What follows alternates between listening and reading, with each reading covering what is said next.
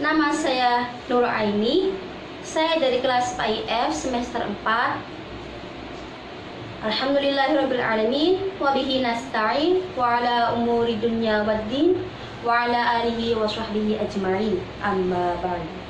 Yang saya hormati dosen pengampu mata kuliah manajemen PAI luar sekolah Ibu Mutahharah MPDI, dan yang saya banggakan teman-teman PAIF semester 4. Khilafan dan kekeliruan yang senantiasa menyertai manusia dalam aktivitasnya adalah salah satu sebab utama turunnya azab Allah Subhanahu wa Ta'ala. Salah dan dosa sifat dasar dari manusia. Karena itu, setiap manusia perlu waspada terhadap sikap masa bodoh.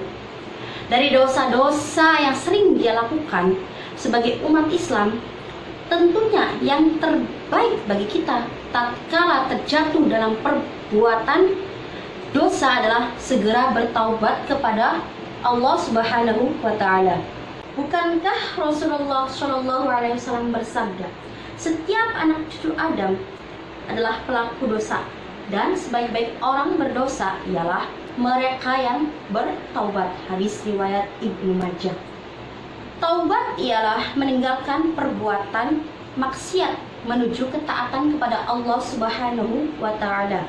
Karena Allah Subhanahu wa Ta'ala adalah zat yang berhak disembah dan ditaati. Hakikat taubat adalah kembali tunduk kepada Allah Subhanahu wa Ta'ala dari bermaksiat kepadanya, kepada ketaatan kepadanya.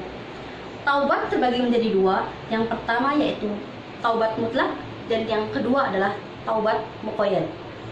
Taubat mutlak ialah bertaubat dari segala perbuatan dosa, sedangkan taubat muqayyad yaitu bertaubat dari salah satu dosa tertentu yang pernah dilakukan.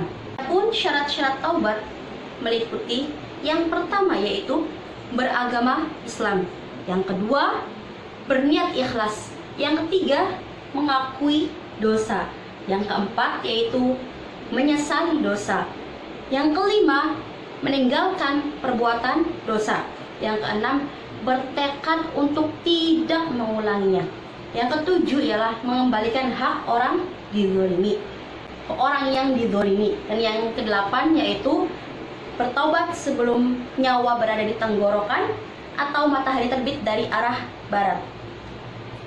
Taubat adalah kewajiban seluruh kaum beriman, bukan kewajiban orang yang baru saja berbuat dosa. Sebagaimana Allah berfirman, A'udzu billahi minasyaitonir rajim. Bismillahirrahmanirrahim. Wa tubu ilallahi jami'an ayyuhal mu'minuna la'allakum tuflihun. Yang artinya, dan bertaubatlah kalian semua, wahai orang-orang yang beriman, supaya kalian beruntung. Quran Surah An-Nur ayat 31. Yang harus diperhatikan juga dalam bertaubat ialah bersihkan taubat kita dari perkara-perkara yang mengotorinya. Apa yang mengotori taubat kita? Yang pertama, membersihkan sisa-sisa maksiat. Oleh karena itu, Syekhul Islam Ibnu Taimiyah mengatakan, orang yang masih tersisa padanya sisa-sisa maksiat di hatinya, suatu ketika ia akan kembali kepadanya.